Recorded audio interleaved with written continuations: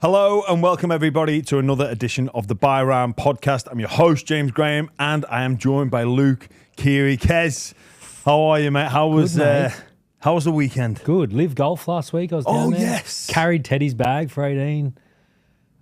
Cleary. I've seen a few boys down there. Cles was playing. Paps played with Matt Rogers. It was good. And then came back. Ed Sheeran Saturday night. I was there as well. I didn't see you, thank God. Yeah, well, you know, it's funny. You go to an Ed Sheeran concert as a ginger. Honestly, can we get a look? Oh no, that's your I was in a WhatsApp group with the people who were going, and they've created AI images of me and Ed combined. It was just a free for all. Can we put that up? Can we get under this clip? Put them together. Oh, I can send it in. Did anyone say anything to you at the stadium? Yeah. A lot? Yeah. And people, I was at Nippers the next day. I was like, Ed Sheeran. Like, do you know him? I'm like, what? Have you never met him? No, of course I've not. Just because we're ginger and from England. And look exactly the same. Surely he's reached out or... Yeah, no, he hasn't. I'm pretty hard to get hold of him. No, Ed would be dying. And he knows Sam. Russell, they all kick down together. I think Sam once sent me a picture of him and Ed together and be like, whoa. Yeah, I remember. I think he did an opera house thing for him once. Oh, right. Had a little dinner in there. I'd been kicked out well and truly. Oh. They did a little dinner and he sang for him. I'm pretty sure. He used to go on the boat with him and that. Yeah. So I think you got to put. What state were you in when he kicked off at 8 p.m? Ed Sheeran. Yeah. I was coherent. It was a decent nudge prior to that. Vegas coming up. I know. I'm leaving on Saturday as well to catch up with some friends in Los Angeles. But even, excuse me, Bulldogs CEO Aaron Warburton, he was at Ed Sheeran on Friday night, and he messages me going, "I'm just at Ed Sheeran, and he made me think of you. Hope you're well." I was like, okay, thanks, mate. Like, he's a dead ringer. Weekend was good though. Trials were on. Had a mum and dad. My mum and dad have been over for a while. They left on Sunday. Staying at your house? They were staying at my house. We were in Vietnam together. Look, I'm a product of my environment. I like to leave stuff around. My mum and dad taught me well, leave a lot of stuff around. I finally got my 40th birthday present off them. Did you get? Despite turning 40 in September last year, they finally they're not good at gifting. So on the day of my 40th, or a couple of that week of, I got a mug with 4 photographs from the internet of me on it saying "Happy 40th, son." I was like, and I called Mum. I was like, "Thanks so much for that mug. You're really sentimental." She was like, "Well, I was trying to get these pictures, and there's 4 photos, one from each decade, but I just gave up in the end." I'm like, "All right, okay." So anyway, just before that, and so since then, I've been in England for the Ashes.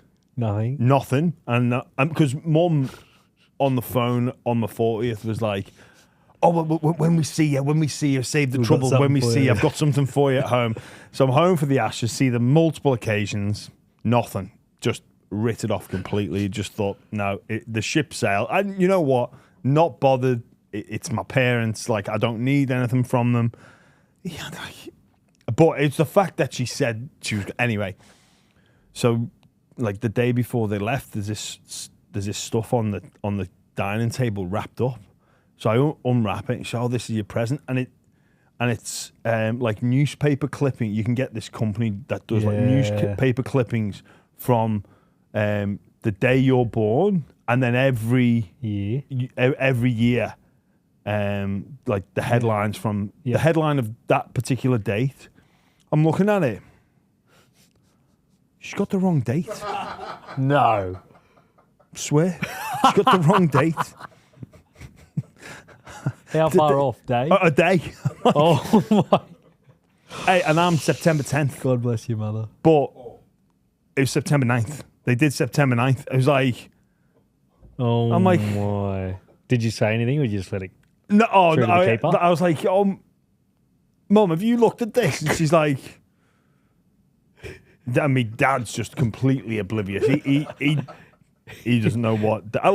I'm one of 7 as well, so I get it that it's a bit of a juggling act.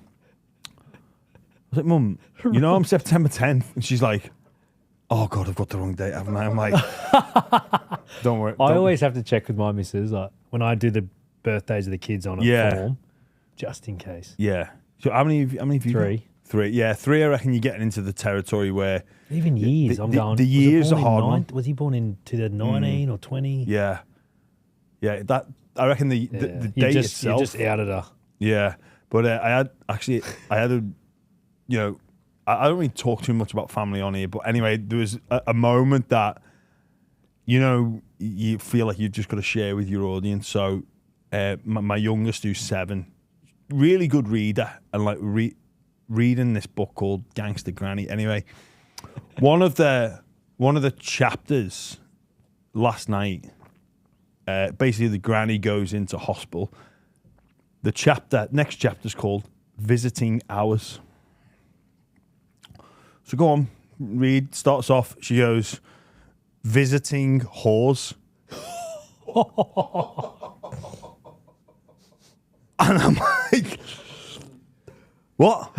She's like, look, visiting whores. I'm like, visiting hours that. And obviously it's so innocent, but you're like, okay. Yeah, just. I'll give it. Yeah, just brilliant. We had a morning today at Triple M. We did.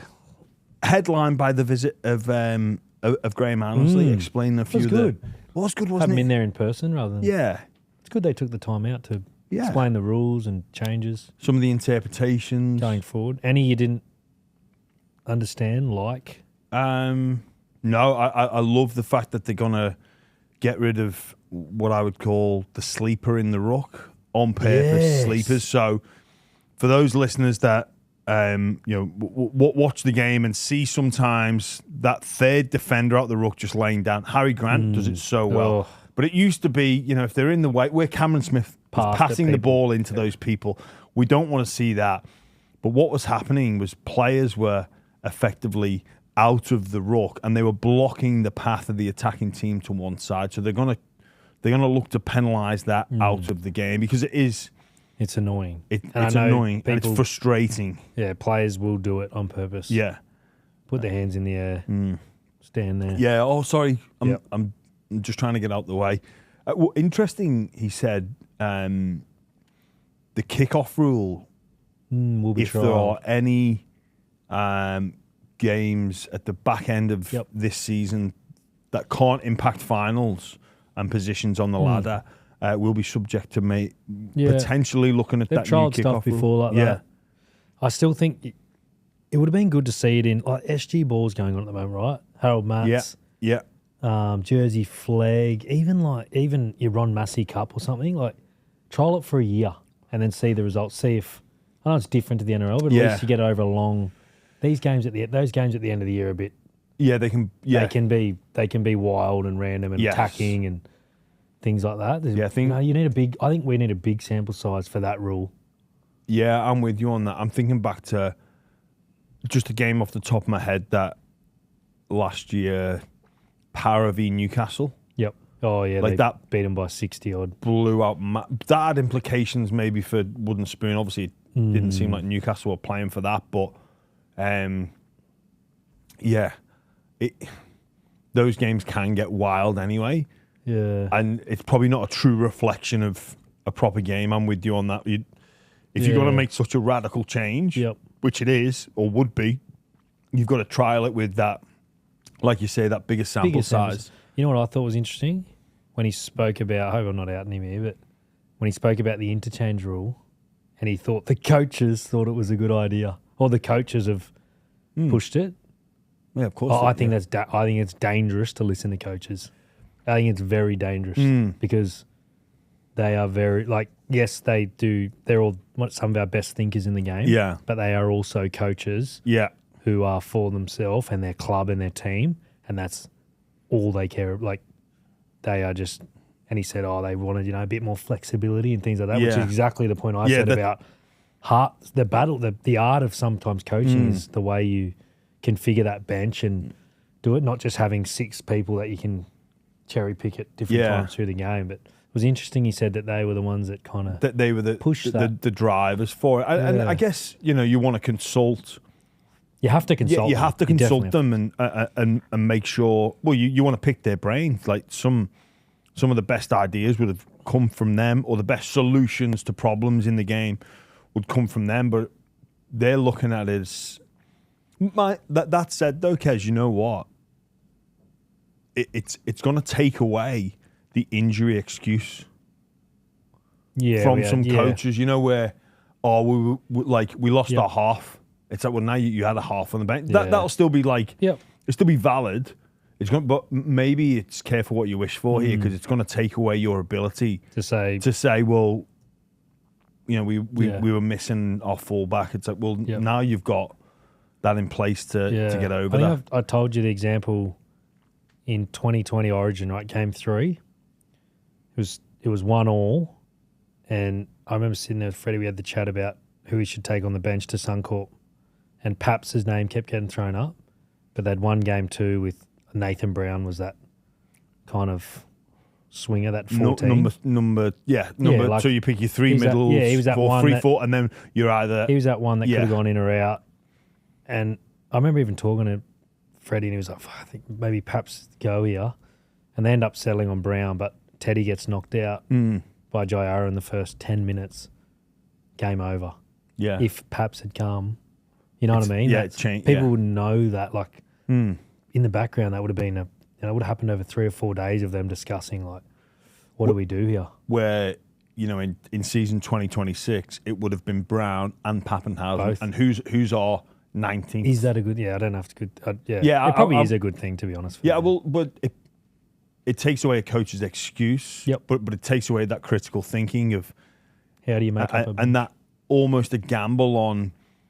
You can't have your cake and eat it. Yep. If you've got 4 forwards on the bench, you've laid your card down there. We're going to go through the middle and hope that our outside backs can, or you maybe got someone that can play in the centres. Hope that nothing goes wrong. Yeah. But if you do have that utility style player or that person that can cover the outside backs or the halves, then you something is taken away from you. Yeah. The coaches now are given more. That. Yeah. I reckon the blue shirt one's interesting, right? Everyone's just written it off it does matter. Yeah, it does. As a half, it matters. It matters. I know every half in the comp, you have a relationship with your blue shirt. Maybe not the fronties. Yeah. But I'm telling you. What are you trying to say? Myself and Teddy were we were very in particular, who's blue shirt? Can they do what we need them to do? Where the communication that goes on between a blue shirt trainer and the halves and spine is a lot more than people think it is. They can do things with that blue shirt, and that blue shirt can do things for you that can impact the game a lot. It'll affect the game that people won't see, but it'll put more onus back on the halves and the spine and to be able to read the game. I could send messages to Toops out on the wing. And B-Moz out on the wings, and they could send messages back to me about wingers being tight. I could send messages from Kingy behind me going, Kingy, tell Coops, if I take one left here, I'm coming back with this. I don't have to yell out over there. Or, hey, tell Teddy we're going left here, and I'll be back with him on the right. I'll be back with him on the right. So it's not necessarily the coach's message down to... That's the other way, right? What the blue shirt can do for me, and then what I can do for him. But I think most people... took what the blue shirt did as it's the coaches giving them instructions to tell you, the player, but you're saying you used the blue trainer as almost an intermediate between yourself and the other spine players or the guys on the wing. Yeah. Mate, Toops would send me stuff in all the time about, mate, so-and-so's tight, kick on play 4, or I could tell Toops, hey, tell Toops to just hold the chalk. I'm going to come to him. Or like I said before, talking to Cooper on the other side of the ruck, without yelling out. Yeah. Kingy's doing it behind me. There's a lot of things that people wouldn't... When you watch back ends of game, when it gets down, I'd seen it with Penrith last year, but you can worry about just kicking the field goal and your blue shirt trainer worries about moving everyone into position. But it's more like you won't see it, but Yeah. for players, it's a thing. Mate, that's fascinating. That I guess, yeah. Yeah, I did a lot of communicate, do a lot through it. Like Teddy can tell Kingy, hey, we're coming with this play. Tell the centres to get into this type of shape, or without having to yell. Yeah. Try and get the message across. It can happen really quickly. The best, Matt King was the best. The best. Like there'd be messages going everywhere, coming in, coming out. I guess you'd have to be pretty fit to be doing that. Well, they're all most of them are yeah, ex-players. most of them ex-players, yeah. Yeah, we were very particular. We had a few we had to get rid of. A few blue shirts. Really? Just not up to standard? I don't know. Got to be selfless. Yeah. You've got to be selfless. You've got to be able to... I remember Ryan Hinchcliffe copping some abuse from fans and opposition players, but he just didn't care. He was there for his coach and his team. The coaches' messages, I reckon they're not as big. Like, strategically they are. Like, you'll get a few like, hey, mate, 10 minutes to go, field goal, which you kind of know, but remind you. But it's more the organisational stuff about getting people in certain positions, getting messages from the OBs into the halves. Yeah. And even to your middles, there'd be stuff that you would need that blue shirt to tell them. Yeah, see, my recollection of it, I remember you saying, that don't matter. Yeah. Just get about it. Oh, mate, well, they just come on, tell you something that you already knew. Yeah. Like, that's more the coach's stuff. Yeah. Yeah. I'd get it every game. Like, Coach said, you're not using your shoulder. we just drop the ball, drop it again. Blue trainer, come on and go. Des is saying we need to fix up our completion. I'm like, really? Yeah. Thanks for that hot take. I was very composed, but no, that's that is fascinating. It's a little bit insight. That's great, mate. That's it. Yeah, I guess it shows that they're there for a reason. Like, you know, I guess naively, I'm just like, what's the point of even being on?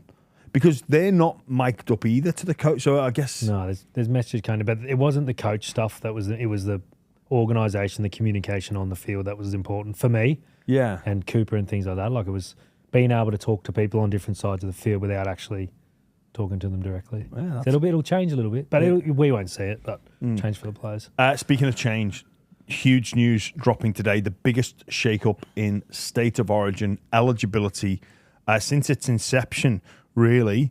So a lot has changed, but not much has changed. It's not going to be the free-for-all that, you know, some of the commentary online has suggested. It's not going to become an all-stars match. I think it's still the strictest eligibility criteria in any sporting environment that I can think of, and please feel free to disagree with that.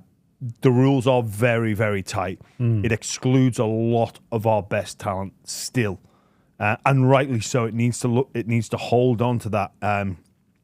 State of origin is the jewel in our crown, both as a product and financially. It does so much for the game. It rates through the roof. You know, it's including a lot. Well, it's giving a bit of inclusion to a few now, but it is all about hate. It is the power of hate, and it will remain that way. And the fan bases with one another, that's not going to change. But what it now has done effectively, and we were talking about this earlier, it's basically taken away the tiered nations, or that inability to. Sorry, you basically had to represent. Sorry, I'm confused. I'm so confused. Go on, Kez. Yeah, so they couldn't play Origin if you played for the two Tier 1 nations, England and New Zealand. Yes, that's correct. Yeah, even that now, like Samoa and Tonga, like they're Tier 1 nations. Yeah, they're competing with Australia, New Zealand. They are in the same bracket. They Samoa beat England in the world. Like, it is. Yeah, it's all on level playing field. Samoa were in a World Cup final. Like, there you go. That's not a Tier 2 nation. No, it's not a Tier 2 nation. So, like you said, strictest rules. Were you born in New South Wales or Queensland? Yes or no? If you weren't, have you resided in New South Wales or Queensland since prior to your 13th birthday? So you're basically grown. You moved at a young age to New South Wales, Queensland. You went to school there. You obviously played footy there. you've grown up in New South Wales or Queensland. If that's a no, then the only other way you can get in is if your dad played State of Origin. So as you said, it is still strict. That's the strictest rules. You can't have... Answer that tone. You can't have... Oh, my grandfather was half Irish, for example. Yes. No, yeah, it is. It's not... Yeah. I only just found this out. I could actually have played for Ireland. My grandmother's half Irish. Didn't know until Really? 2 weeks ago, yeah. Yeah. I would have changed a few things. Yeah, it could have. Me, you, Kyle Amor. What could have gone wrong? Louis McCarthy, Cigars Brook. Dangerous combination. But yes, so do you reckon there's been maybe like some of what people would describe as the purest reaction? Yep. My initial one was that too, because I've been strong on it before, going like, you can't change it, don't fix something that's not broken. But then like you take a step back and you go, what's the big picture? We as a game need to grow internationally. You've said it. Yeah. Like we need to grow internationally. How do you do that? Well, half the NRL, 50% Pacifica or Māori. So our game is growing, especially in those regions and that cultural background. And we're not making 50 more players eligible. Yeah. This is a handful of guys who all grew up in New South Wales or Queensland. Like, yes, the traditionalists, yes, I was on that side, but now I see it from more of this isn't harming the product. It's making the product better.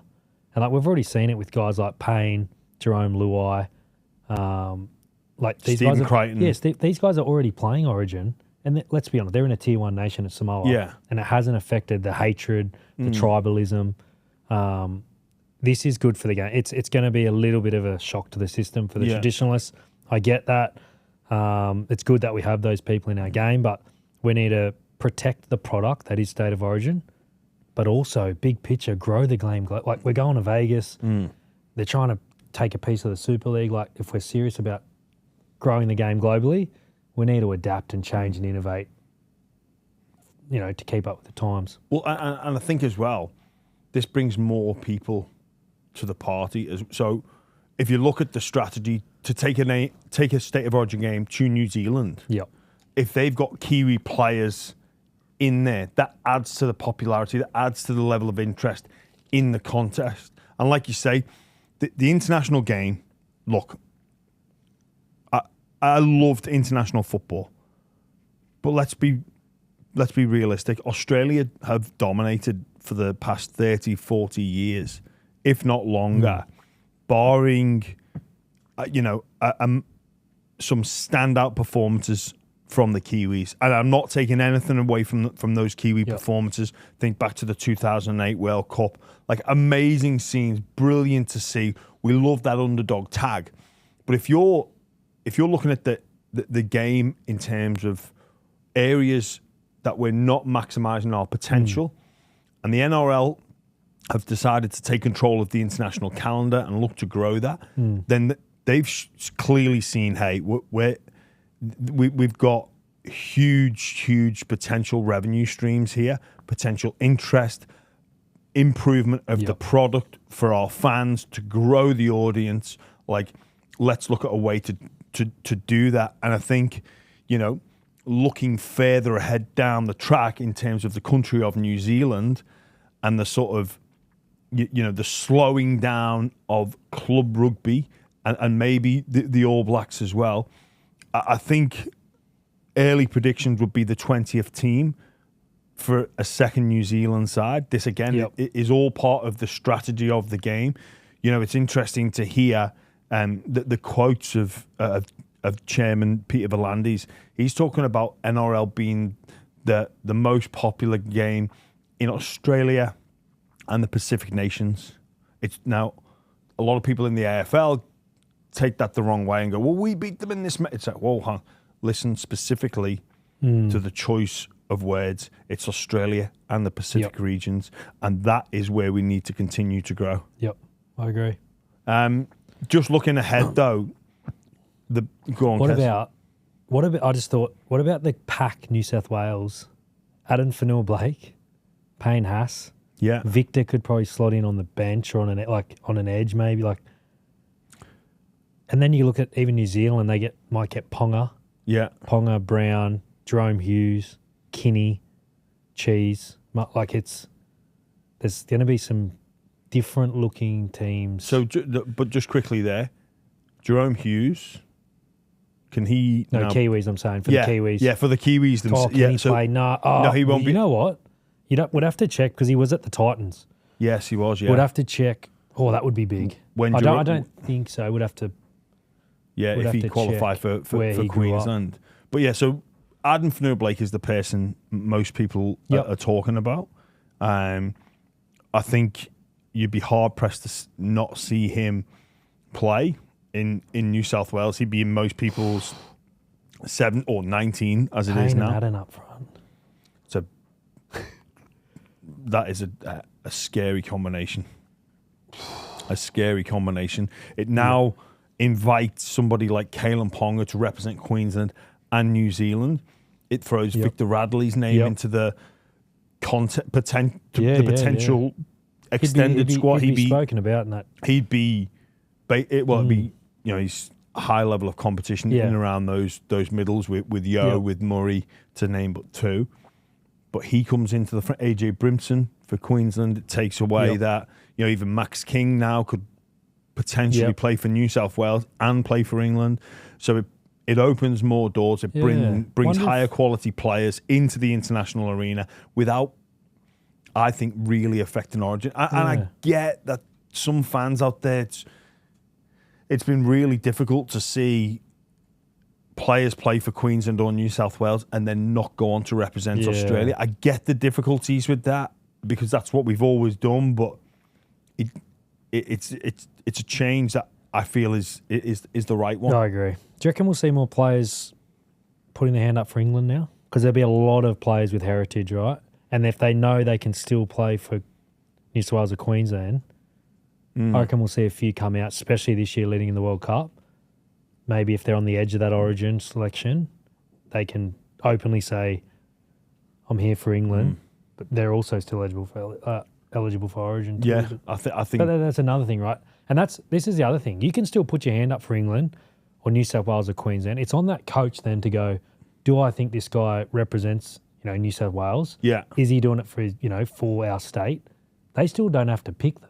Yeah, If someone says, Victor Radley, he wants to play for New South Wales, but we don't think he's passionate enough or he's in the right place, he's in England, they don't have to pick him. Yeah. If England have done it to plenty of Australian blokes that have put their hand up, which is perfectly fine. If coach doesn't have to pick you, but you can still be eligible for selection. I think picking people for New South Wales or for Queensland based off that eligibility criteria, you're born here, so you've got a connection to the place, or you moved here before your 13th birthday. Like, I don't think many players are trying to worm their way into the Origin equation. Like people like Sam Burgess wouldn't be able to play, Sonny Bill wouldn't be able to play.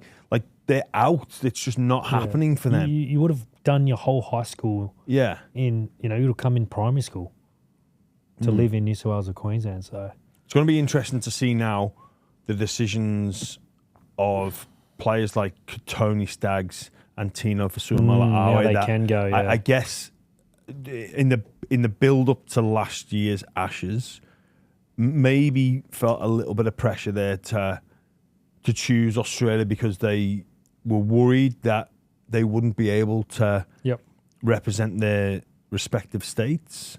Yeah, that's probably the Australian coach's biggest. It'll be Kevy's biggest challenge this year, and it'll be spoken about all year about has he got Tino over the line? Who's going to play for him? Who's going to defect? But it's good for our international game. It is. I guess just one last caveat on that. I think I'm just thinking about like Tino. Obviously, Munster's captain now. Tino is a great leader. Would people be offside, do you think, if Tino Fasuamala is the captain of Queensland but doesn't play for Australia? The traditionalists probably would be. Yeah. Like that. But you still, it's the same argument. You still grew up there. Yeah. You're a Queenslander. You went to school there. You love them. You're passionate. Same argument for me, but I could see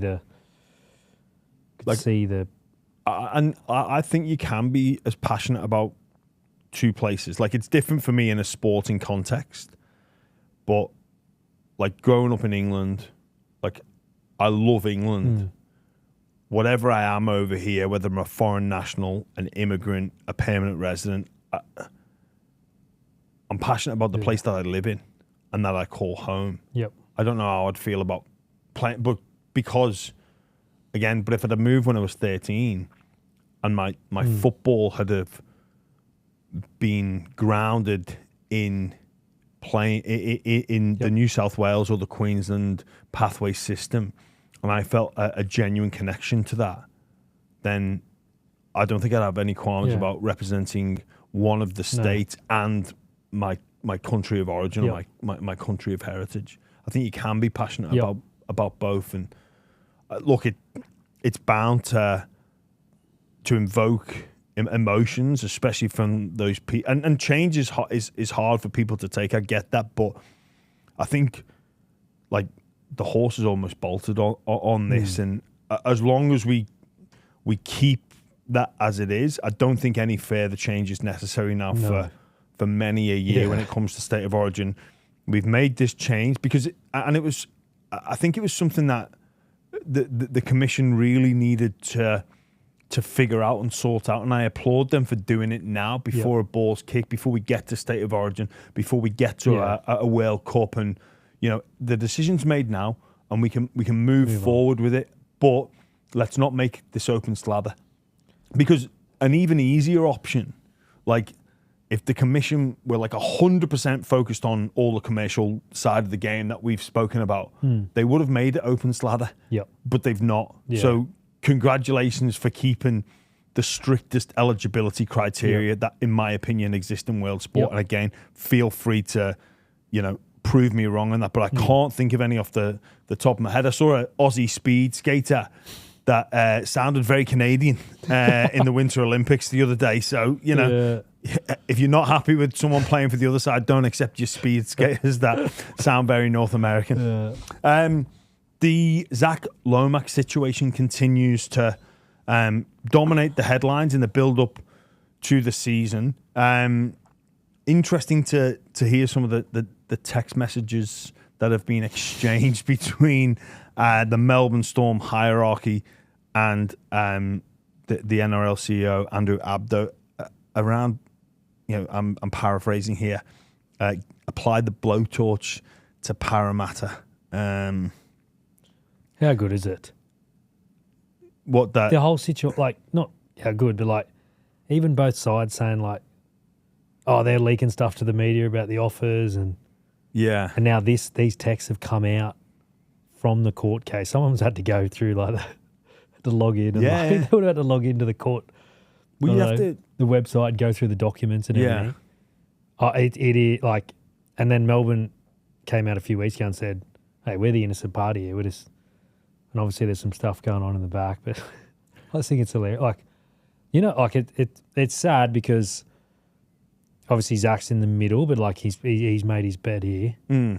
He's made his bed, and now you got to lie in it for however long Parramatta decide you have to, or a court decides. Or if another club come in and Parramatta go, yeah, you can go there because they're going to give us a player. Yeah, I think I said it before.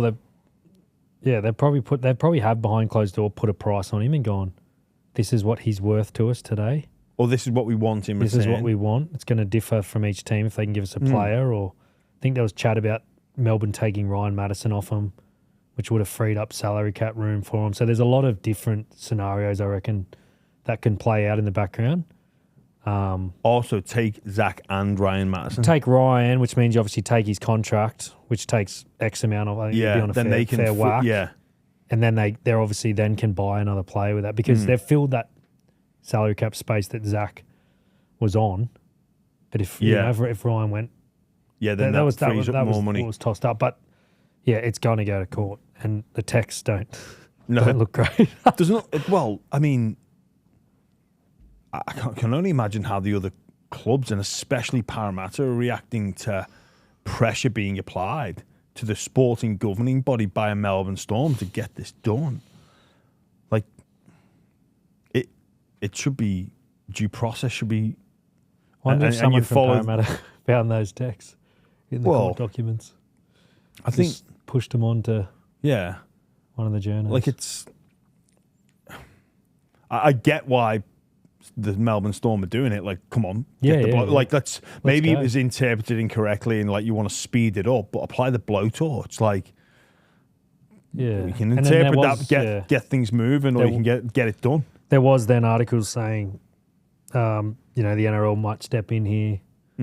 There's a big game being played in the background, I reckon. There is, and credit to Zac, who's trying to put up some of his own cash to sweeten the deal for Para. But for me, and it is before the courts, but what sort of precedent does this set if it is allowed? Because any player at any club could request a release on whatever grounds, and obviously that is subject to terms and conditions. And they could do that knowing that they've got a better offer or a more beneficial offer, or go to a different team. They just want out of this. If you want out of this contract to join somebody else, and you don't have any clauses, and you can't make it's not a mutual release, or it's not a. Yeah, it's a dangerous. It's a dangerous. It is a dangerous one. And I think the point behind it is, I think Zac's trying to argue that 360's fallen over, right? So he's he was going to go there. It's no longer exists. It's not in existence at the moment. And he's probably saying, why can't I come back? But he's But then just from a public perception, it's not a good not a good look. I guess the counter argument to that would be, well, why did you put in your terms and conditions of release that you can't play for another NRL club unless we sanction it? Yeah. I mean, you've given all the power there to Parramatta. To Parramatta. I'm assuming because he just thought this was a goer and non-starter. It was happening. Yeah. And whether or not he got a golden handshake from the people at R360, I mean, you've got to assume that he did receive something to get it. Because if I'm a player and R360 are coming after me, the snake oil salesman or whatever, you're gonna be skeptical about what they're bringing, and all these talks of all these different cities that they're going to be playing in. But you've got to be hold on a minute, where's the dough coming from? Like, it's all right to say we're going to give you $3 million a year, it's got to be tax free, but I want some up front because I'm leaving plenty of dough and my job for you. Yep. But I show need a sign-on fee. Yeah, that's obviously we've spoken about before on this about that's his management job. Going to be interesting round one when they take on each other on the rugby league Zac won't field. be playing. I think the court case is set for a couple of days before, so he probably he definitely won't be there for that. On to some trial wrap-ups. Starting with the All-Stars game, ending in a draw. They were booed off. Booed off? Well, because it was a draw. It was like confusion, something we've not seen in a long time, a game end in a draw. But it was a fairly decent contest between the two sides. Jaden Campbell nearly scored what would have been an amazing match winner, but was rightly taken off him. Just the respect for one another's cultures was magnificent to see, a real celebration of culture and the game. For me, standout player, Caden Lars, son of Leroy Lars. Played in the trial the week before too. Yeah, well. I look for the Cowboys. He's 20 years of age. He looks like he's had a massive pre-season where he's really bulked up. I think he played 9 games last year, 9 to 10. Cowboys have got a good one there. Like, he is looking very strong into contact. He could be a real standout for the Cows this year. A real one of those young forwards that come through, and handful of games last year. He looked very, very comfortable. Yeah, they got.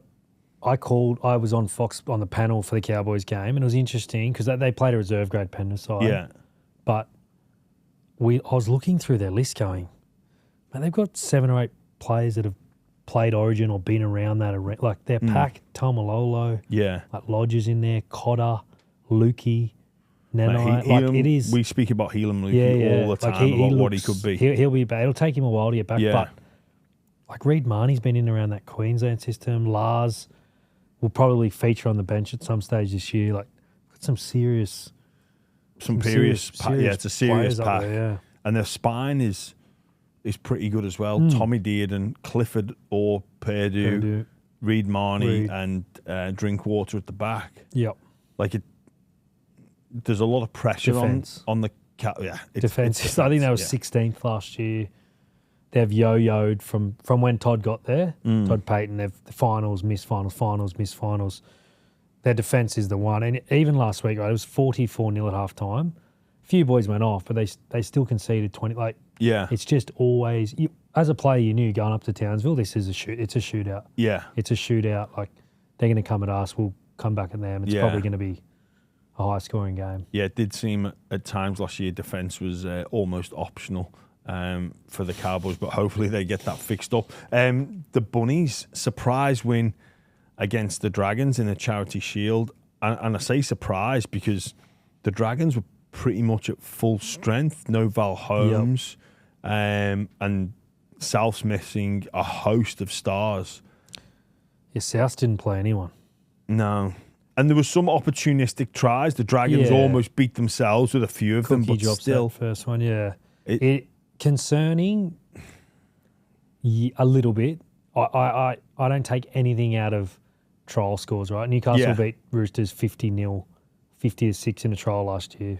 Newcastle ended up getting the spoon. Like, I know as a player, you don't care about the score, right? Yeah. You want to get a run, a tackle, get a kick away, feel your lungs go, and then get out of it before you get injured. And the young boys go hard because that's their opportunity to impress. Score doesn't matter. But when you put out your full NRL side a week before you're going to Vegas against a reserve grade side, you don't get beaten. Yeah, you don't get beaten. What the Cowboys did to Penrith. Yeah, you don't. You go through the motions and you blow them off the park, and you could see that the class difference was 2 or 3 classes above the Cowboys. This game looked like it was in the battle. Like, I know Fleno wasn't happy after the first trial. He won't be happy after that one, but it might be the kick up the bum they needed. Yeah, that's it, isn't it? Sometimes a result or a performance or an outing like that can be a slap in the face, like a reality check. Yeah. You've done all this work in the preseason. The new halves combination is coming along really well. Hey, we're going really good here. We try a few things. They come off at training. Push that pass. It's like proper NRL is a different beast. I've had it a few times. Yeah. And you get well, really, they're playing against fringe first graders and some kids. You next time you play, you're playing pissed off. Concerned? Would you be concerned? I'd be pissed off. Yeah. I'd be like, boys, what are we like? We need to sort this out. Otherwise, it's going to be a hell of a long year. We're already under the pump. This has done nothing to help us out. Like, and maybe it plays into the Dragons' favour a bit in terms of the attitude of the players going over to Vegas. Yep. Maybe. They just, like the Cowboys are in the exact same position, right? They had a poor year last year. And even on the coverage, the way they were speaking, you could hear they were all singing off the same hymn sheet about defence this year, controlling games, data. And they went out and just training run blue. And then Dragons in the same, they're under pressure, coach under pressure, players are under pressure. I don't know. I don't read into trials, but it's a little bit concerning. And good on South. Those kids just competed all game. There's going to be a few of them come through. I reckon South's going to be up, especially to start the year with Payne coming over the news. I reckon the club will have a bit of an energy about it. They were good. The kids were good there. They were really impressive. Really you mentioned about what your goals were for trials, wanting to come out injury-free. Unfortunately for the Bulldogs, Matt Burton with a bit of hamstring tightness / strain. I don't know what the difference between a strain and tightness is, but it's probably not looking good for Vegas round 1. It's obviously, not obviously, but they have a bye the week after. but I don't know if it's worth the risk, especially when you've got Sean O'Sullivan there as your backup to come in for round 1 against the Dragons. Yep. Like, obviously it's a long airplane journey, but he's not battling in economy like us on the way. Oh, actually, you're going with Roosters. No, I'm economy. You're going with mate. You're going with Roosters. First You'll class. be private jet, won't you? First Yeah. Battle of Triple M send us over. Their premium economy. Will we go like the one below that, where you can't even like pick your seat? It's just get put in wherever you are. But you'll be sweet, so you'll know what Matt Burton, the treatment he's getting, lay down flat and all that jazz, ice packs. You think it's too much of a risk to take the halfback all that way? Yeah, the soft tissues, once they feel them, it's probably him done for at least a week or two, and then Cam Serrato probably goes, well, fly him over there. He's got to try. Like, it probably becomes too difficult. Leo Thompson also pulled out of the All-Star. There's two gone for the Dogs, but Sean O'Sullivan will do a job. Like, in terms of, we're talking backups here, he's be one of the better backup halves in the competition. He's been around clubs, very smart. Everyone loves him. Experience. Yeah. He'll do a job. Left footer. Galvin stays on the right. He'll do a real good job for him. He did a good job for the Dolphins up there.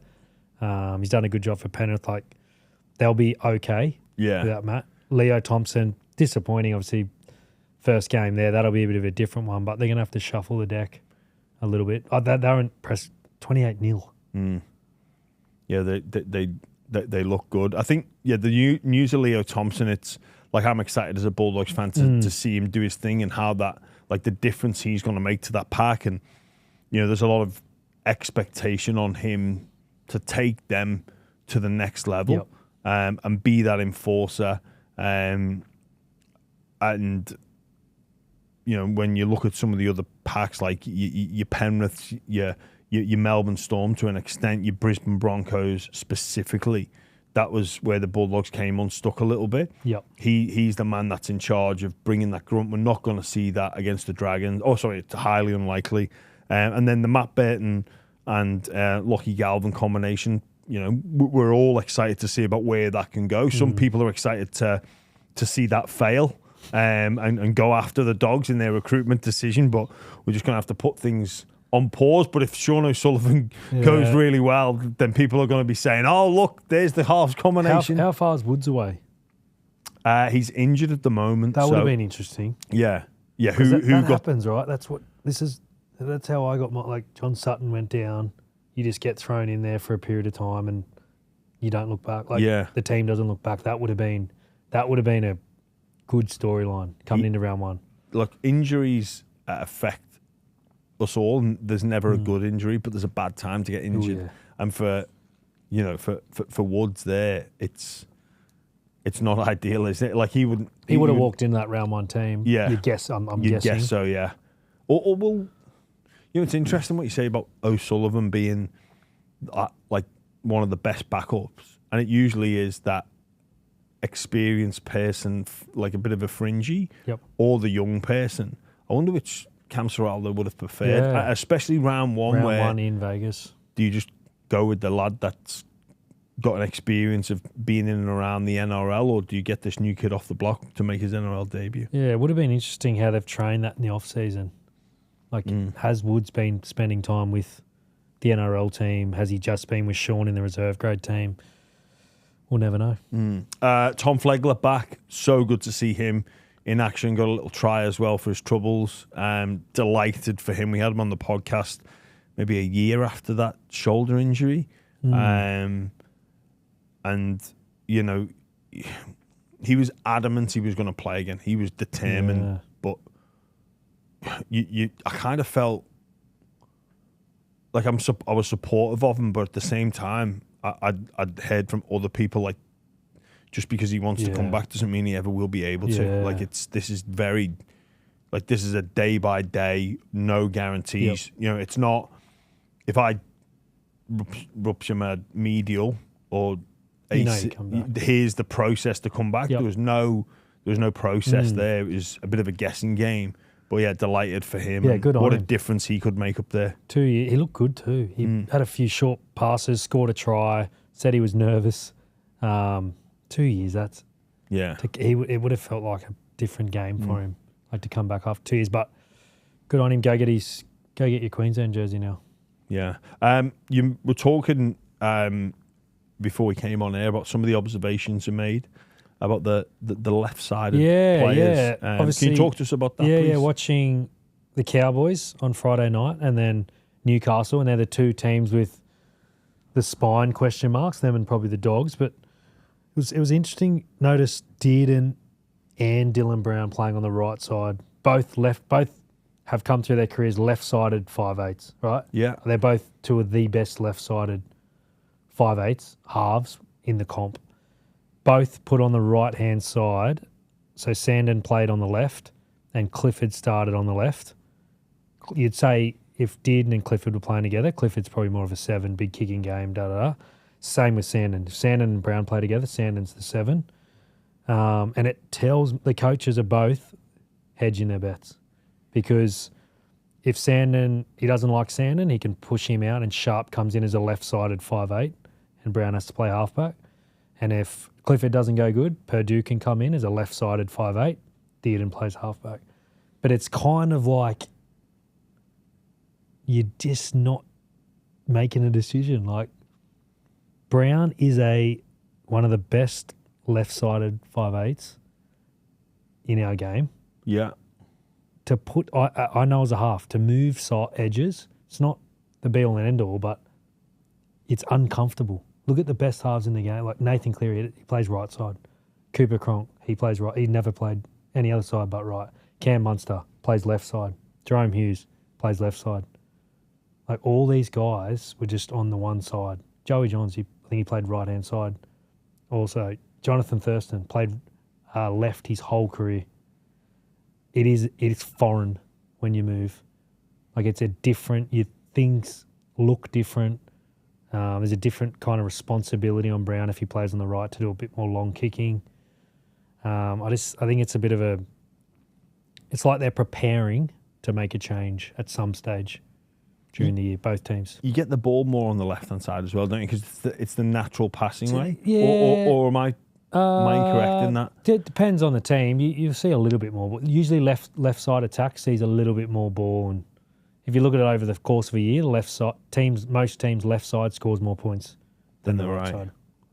It's an interesting observation that, because I guess for like a lot of people, like I've heard left-sided centres, right-sided centres. Yep. Interesting, actually, the Dogs switching Crichton and Bronson Cherry up. Yeah. And whether or not they stick with that. So that's it. That for me is a defensive one.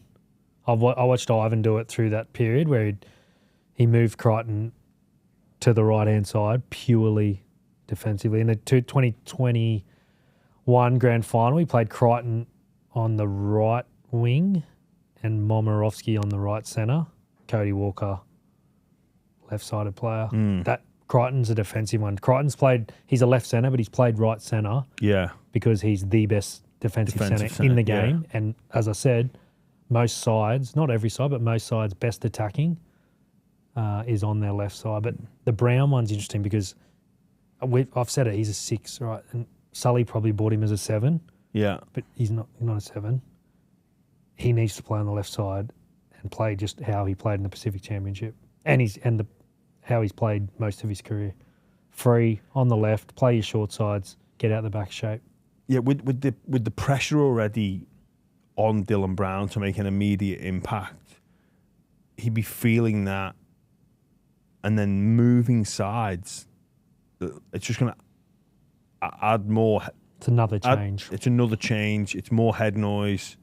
They might be preparing to play Sharp round 1, and that's why they've got him there. Because if Sharp plays, Brown probably has to play on the right side purely play for a 7, purely for last play options and control. Like Sharp's not gonna do that for you, and neither is Purdue. So Dearden has to play on the right side. So can you just run me through on like an on ball half? Is that completely gone now? No. Do you think? No, Nath still plays on ball. So like on ball halves will play in between the tram lines. Yeah. So you'll see Dylan Edwards plays right side, and I'll just use Luai. But Luai used to just play left, so Nath could play through the middle with Yowie. Yeah. Dylan's playing his sweep out on the right, Jerome plays the sweep out on the left. Yeah. And then if Nathan and Jerome are playing together, Dylan will play right short side and Jerome would play his left short sides. But that's what I mean about someone transitioning from 6 to 7. It's a big transition because our best halves usually play that on-ballish type. Yeah. Melbourne are the only ones that don't. Melbourne play a totally different game. A lot of it comes off Harry, and those two are just the two best running halves in the comp. But to move from a 6 that's just played left short sides and left long sides a lot to then playing in the middle and combining on the right and then combining on the left and combining with your block through the middle, there's different skills in communication and things you have to do. What's a different skill? Communication's a big one. Yeah. Even the way you move on the left, a lot of people will move differently on the left. They've got a stronger foot. Yeah. Carry, pass. There's just a few little subtleties that make a big difference. You know what? It's funny. I used to do that bit of ball playing. Yeah. When I got to the Dragons, they were like, "Yeah, you're better doing it." I think they were better. They said to me, "Oh, yeah, you're really good when we do it left to right, but not. Sorry, right to left, not." And they were left to right. And I was like, "Am I?" I honestly had no idea. Yeah. Like for me, it was just. We called it triangle or bear or whatever we called it. And I'd just do it both sides, not knowing that my execution was better on one side. And they were like, "Oh, yeah, when we played against you, we were like, this is the dangerous side." And I'm like... Don't worry about him on the other side, he can't pass. But no, but I was like, seriously, am I? And they were like, "Oh, yeah. It's all there on the tape." But you're just so... naive.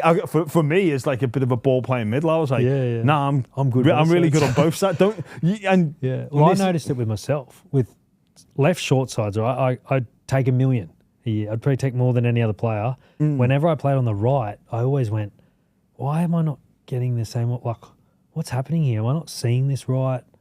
I don't get the same opportunity. I don't get the same looks. Like, it just was different. It was you didn't see the same situation."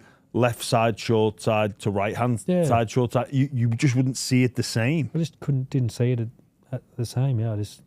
But I also had other things I had to worry about when I played on the right about kicking, game management, getting the boys in the right position, making sure the middles were pushing.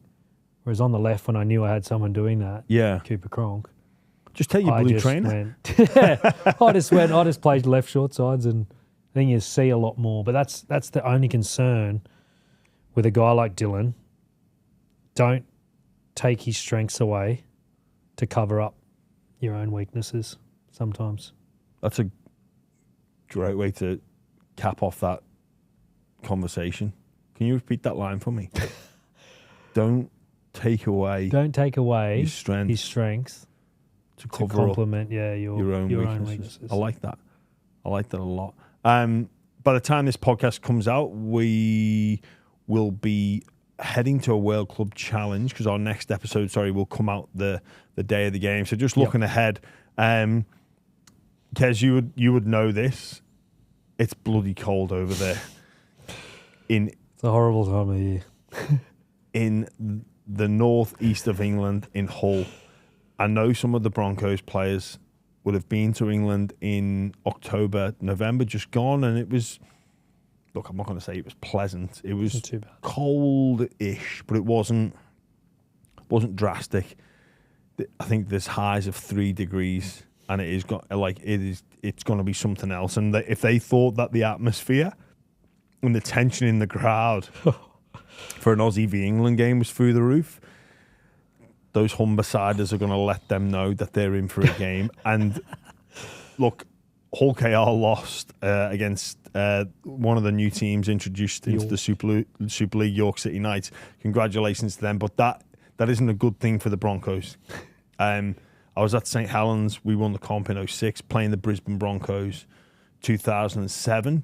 I think we were playing them what would have been our round 4, so we already had 3 games. We were god-awful. We were dreadful. We were so bad because we were all focusing on the Brisbane game. We actually went on to beat them.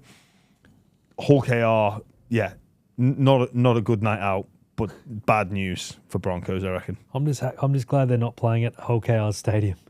Oh, Because yes. if What's wrong with Payne Haas and what's Reece wrong with Walsh Robin had to Park? walk, and Adam Reynolds had to walk into Robin Park.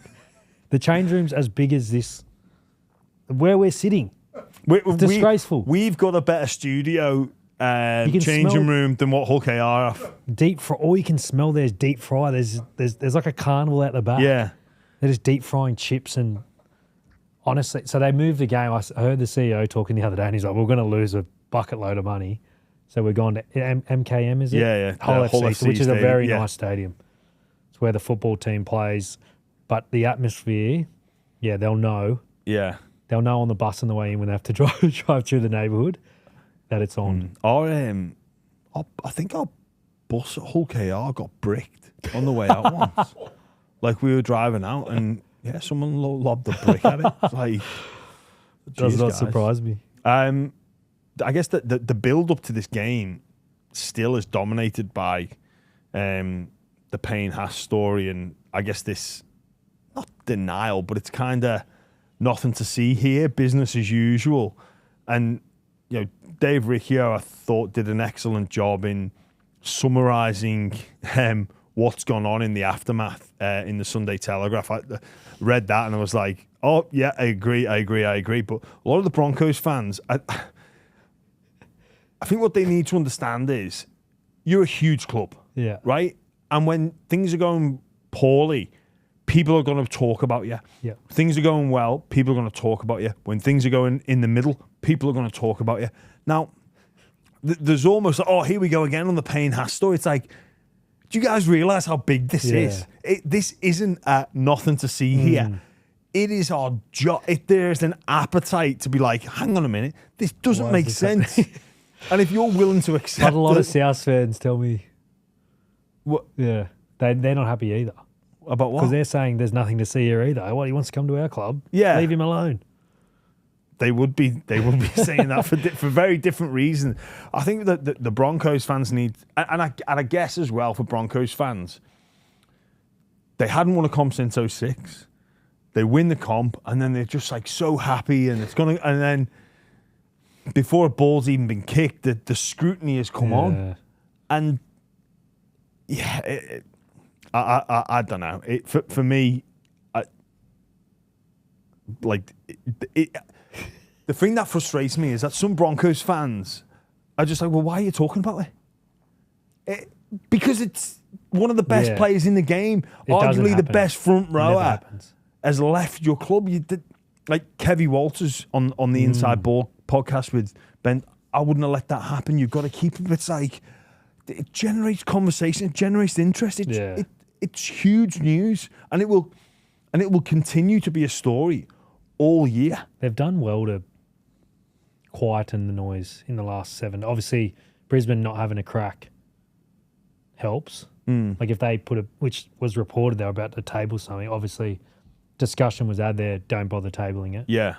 I agree with it's going to become if things don't go right for Brisbane, it's just going to keep coming up. Yeah. Why did he go? Was it because of this? Is there something going on? It's not going to get quieter. Yeah. And I think Dave Riccio spoke about like just, and I actually spoke to him privately about this, but thinking like, you're such a big player leaves. You have a press conference and you explain. Why? You explain why. Yeah, and I think people are more likely to buy that. And maybe it is genuine. Maybe he just wants to move to Sydney and be back under Wayne. But again, that asks more questions. Like, you haven't lived in Sydney for however long. And, well, why Wayne? Well, not even why Wayne. Well, what's wrong with Madge? Like, if I want to play for a different coach, it's all well and good that I've got an established relationship with this coach. But it's like, well, what? Do I not have an established one with the guy I'm with? Like, I've just won a comp with him. I don't think we'll get the answers to that. It might trickle out from different sources, but I don't think Payne's the one to be walking around airing his grievances to. He doesn't come across as the type of bloke that's going to be telling people what's happened or what hasn't happened. So, but yeah, there's some unanswered questions. There is, and for those people that go, well, Payne's got his reasons, let him crack on with it. It's like, I get that, fair enough. But no, we're going to talk about it. Yeah. Like, we're going to keep digging and we're going to keep asking the question. It just is. So sorry, Broncos fans, but you know, tune in if you want to hear about. Tune in if you want to hear some more, because it for me it's fascinating. It's interesting. Who have you got in the World Cup Challenge, by the way? Brisbane. Yeah, Like even watching Hull, they're a good team. They're a very well coached team. Willie has done a real good job there. They play an NRL brand of footy.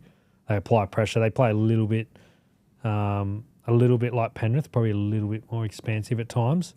But like Mikey Lewis, one of their better players in the halves, he's tripped someone over on the weekend, so he probably won't be there. And the Brisbane side, I know what it's you like. reckon that the RFL will ban one of their best? The RFL could do anything. Did you get in trouble with the RFL? I had a couple of little issues, nothing serious. Did you get fined for those comments or not? I did. But by I who? got a substantial fine for that. Did you? Off who? Catalans or RFL? Off the RFL. Did you? For what? Never paid it. You didn't pay it? I don't know. They never asked for it. What was the fine for? Constructive criticism against the game, we'll say. No, it'd have to be. You can't say constructive criticism. That's a positive thing. Thanks for the hot take, Kez. Improvements. Yeah. So you got fined and didn't pay. RFL just invoiced the buy round. We'll sort you out. Oh. It will be tough for Hull KR, but again, the conditions, even just it's a different game. You know, it's a different game. I was speaking to Nathan about the other day. I was like, even he said it's a different game. Like, it'll be 1 degree, raining probably. Fans screaming at you. It's not 10 meters there. It's 9 or 8 meters. The ruck's is like as slow as you want it to be. You can get off the line. Like, it actually probably goes against Brisbane a lot. Like Reece Walsh and these guys. Reynolds' kicking game will be massive there, but it's going to be it'll be tough for them. It'll be bloody tough. Yeah, I think it's blizzard conditions. Actually, oh yeah, it'll be. That's what I think Hull will be praying for. It'll be. It's not conducive for the stars like Walsh and Staggs, Haas. That's what I mean. It could be a grinding. The outside backs mightn't get a look in at all. And Willie was in camp with Reece. Like, he'll have a plan there. Yeah. Be interesting to see the trajectory of Willie Peters. Actually, you speak about him having an impact. The Hull KR owners as well. Like, they backed their club to be successful. Yep. It's a different model over there in terms of the people that fund the football club. They don't have the grants like the NRL clubs do. But he's funded that. He's backed that. He's put the financial resources into play. Obviously, picked a great coach, gone on a big recruitment drive. And they were the treble winners last year, so congratulations to them. But Willie Peters is an interesting one because he's put his hand up for the England job as well. Has he? Yeah. Assisting the Aussies. Sorry, when I say they put his hand up. Sorry, when I say he's put his hand up, he said, and by saying this, I think he has put his hand up. I'd be interested in having a chat. You don't say that unless traitor. He just coached the Aussies. Yeah, I know. He's just come out of the Aussie. He just coached them. But that's great that's the story. Yeah. Kez, you got to forget about we're chasing the story here. We want the stories. We want the controversial James Graham and Sam Burgess to co-coach. Co-coach. Oh, can you imagine the camp?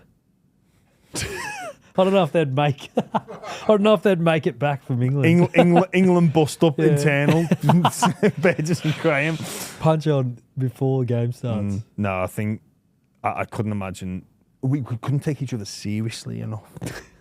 That would be the hardest thing. In fact, Sam Burgess coaching. Would you know Scott Taylor? No. So he played a couple of games for England. He played for Hull FC. He played for Wigan. I don't know if he played for Hull KR, but those two together in camp were like hilarious together. You like Scott Taylor was there. I think he maybe played like one game in the World Cup, which was back in 2017. That went forever, but it was great banter, like brilliant, like great crack. and him and Sam would like bicker quite a bit. Like he'd always be blowing up at him and like just really good people, like all like great teammates.